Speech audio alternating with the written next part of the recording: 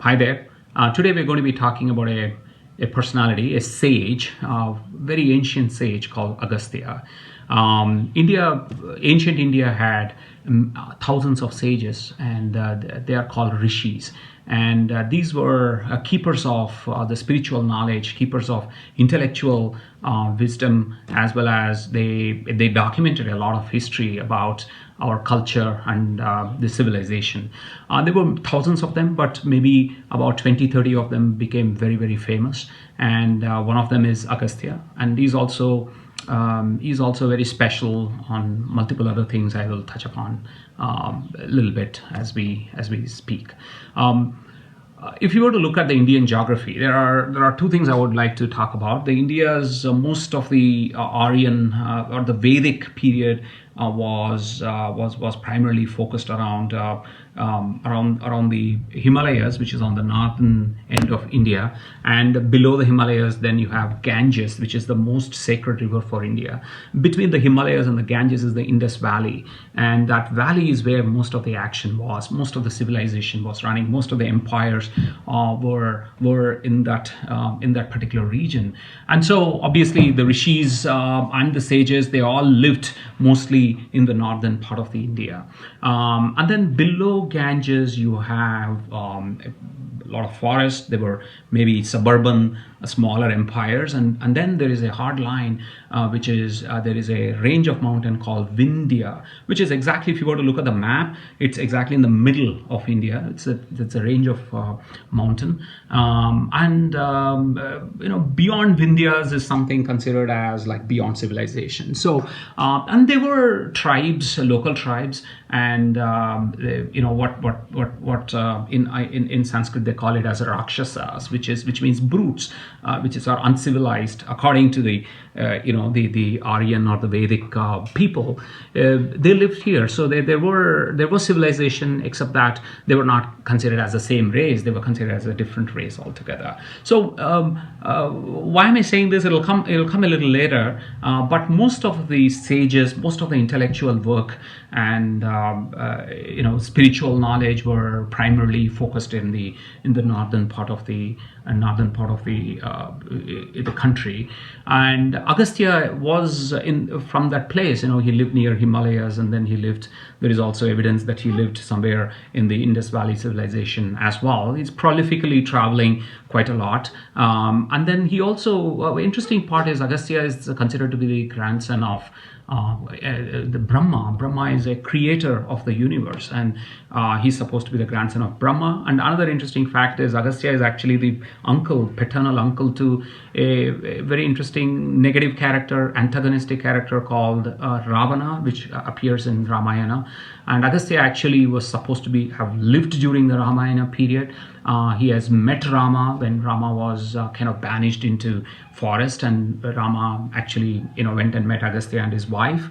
And then he definitely seemed very contemporary of that particular period. But from an age perspective, he was seen as living for hundreds and thousands of years as well. He wrote a piece of Rig Veda. He's a composer of Rig Veda, and he has written many hymns in Rig Veda as well. So he was quite an accomplished author of verses and intellectual knowledge that we have. But what is interesting about Agastya particularly is that he travels south. He travels south of India, which is very unusual for a rishi to do.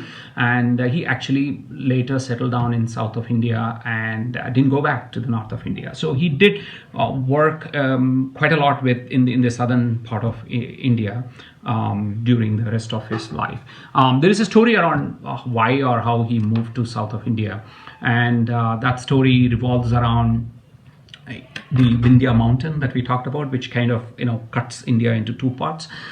Apparently Vindhya mountains was kind of is a proud mountain, was growing way too quickly for everybody's comfort. It was actually growing so fast that it started blocking sun's rays, and therefore most of the gods in the north side were a little worried about how quickly Vindhya mountain was growing. So they kind of looked at Agastya and said, could you help? And then Agastya basically walked up to the Vindhya mountain and wanted to cross it. And then looking at Agastya, which was a very respectable sage, Vindhya mountain, out of respect, bowed itself down to Agastya so that it becomes easy for him to cross over. And as he was crossing over, he spoke to the mountain and he said, thank you very much for letting me pass you. By the way, would you mind just staying bowed down until I return back? And not knowing, Vindhya mountain agreed to it, and it stayed bowed down. And Agastya never had any plans to return back to the north. So therefore, the story goes that the Vindhya mountains never grew after that in respect of Agastya. So it's a very interesting story. And then after he moved to south of India, Agastya did a lot of work here. Like, for example, he is one of the most popular rishi in Tamil history. And Tamil history, by the way, is called Dravidian civilization, which almost parallels the Vedic civilization in terms of how old it is, and it's independent growth of civilization, both from a literature, philosophy, it's iconography perspective. So he is one of the most very venerated rishi in Tamil as well, and he's probably only rishi that I know of who is respected and seen as a sage in the Vedic civilization as well as the Dravidian civilization. I don't think any other rishi has that level of respect that Agastya has. He in fact, not only did he became very respected in Dravidian civilization, he actually structured Tamil grammar, and that's something that linguistically he's progressed that language. And then he also created a new form of medicine called Siddha medicine, which is still practiced today in South India, which is more alchemy based medicine.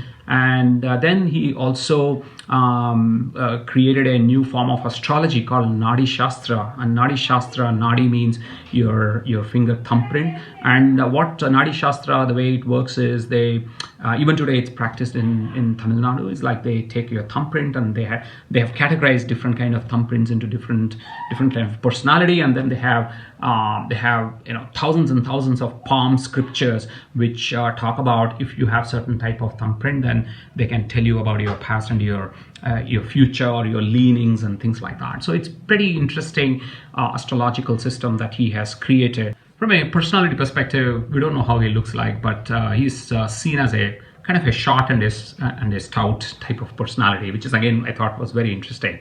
Most rishis are not like that.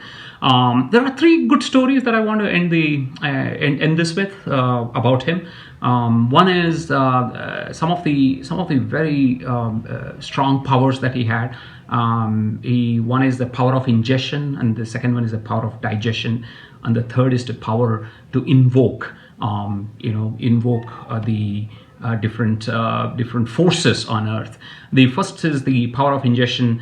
Apparently there was a fight between gods and demons, and happens all the time, by the way. And then demons went and hid themselves under the oceans, in the ocean bed, and therefore the gods could not really reach out to them. So they asked Agastya for help, and Agastya, through his power of ingestion, just basically drank up the whole ocean water, and the demons were exposed. So that goes to show about his enormous power of ingestion. And the second one is about the digestion. Very interesting story. There were two demons called Ilvala and Vatapi. And Ilvala and Vatapi had some special power. Vatapi could turn himself into a goat, and Ilvala would then, they came up with the idea that they wanted to harass rishis and Brahmins who passed by the forest. So they came up with an interesting plan. Vatapi, they would invite the Brahmins over for lunch, very innocently, and then when Brahmins come for lunch, then Vatapi would turn himself into a goat. Ilvala would slaughter the goat and make a meal out of it, And once the Brahmins eat the meal, after that, Ilvala would call out Vatapi and say, "Hey, Vatapi, come out." And then that kind of acts as a magic word, where Vatapi inside the stomach would start to reconstitute himself into a a fully formed human being, or and then tear himself out of the stomach of the Brahmins and the rishis, so, and thereby killing them. So they just had fun doing this, with killing so many of them. So they became a menace, and so Agastya wanted to fix it. So he went there and volunteered himself as a guest for Ilvala and Vatapi, and they didn't know him, and they didn't know his power of digestion. So they did the same thing. Vatapi became a goat. It later became a meal, and Agastya had the meal. Except that this time Agastya basically immediately digested Vatapi, even before Ilvala could call out Vatapi to come out. So there's a famous statement called Agastya, after having the meal, said, "Vatapi jirnaya swaha." I mean, Vatapi, let him be digested. So this is the second story about how powerful his power of digestion was. And then the third one is that the South India lacked a river source for water. Water is a very important resource for civilizations to thrive. And to solve that problem, he decided to go north and bring Ganga with him.